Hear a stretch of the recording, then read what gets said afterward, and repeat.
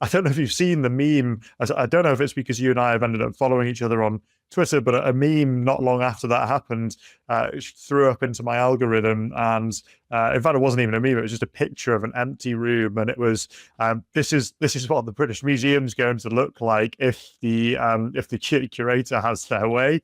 And I suppose my question to you is on this trajectory, where does this all end? And is there any prospect of this turning around anytime soon? Are there more people like you who are trying to present a more balanced picture and move away from this and try to get into the institutions? Or is this just something we have to suffer every time we go to a museum for the foreseeable future? Had we spoken a month ago, I would have been much more pessimistic than I am right now, because you might have seen that basically there are 5 new trustees in the board of the British Museum, and one of them is the historian Tom Holland. So therefore, somebody who is accustomed to look at evidence and decide for himself. And on the other side, there is Tiffany Jenkins, who has written a book specifically on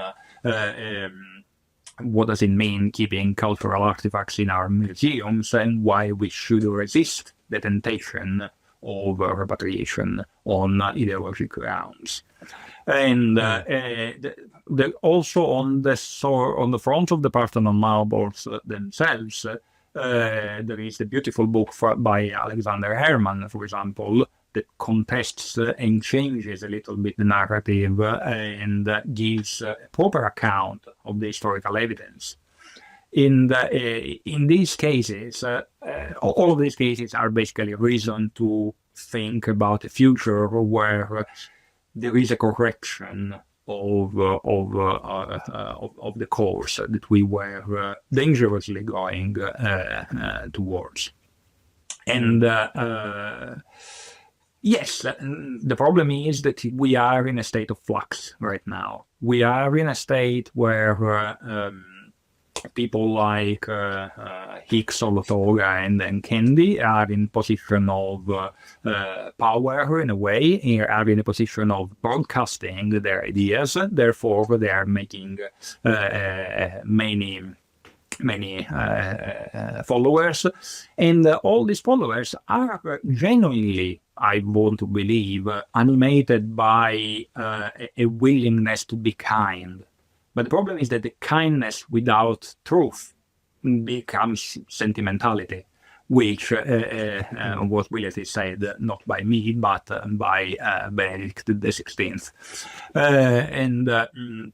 It's a situation where people that speak like me, for example, and say the things that I say, are saying it in closed circles because they have something to lose, and if they say it too loud and too much, they are at serious risk of being cancelled, for example.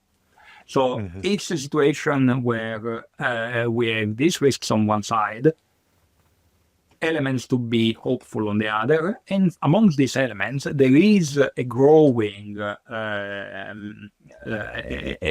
front of publications, for example, that are helping out in debunking these myths and deconstructing these dangerous narratives.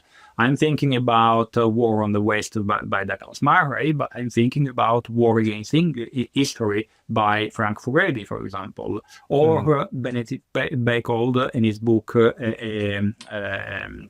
talking about the phenomenon of oikophobia, where basically culture starts eating itself. So all of these is getting exposed.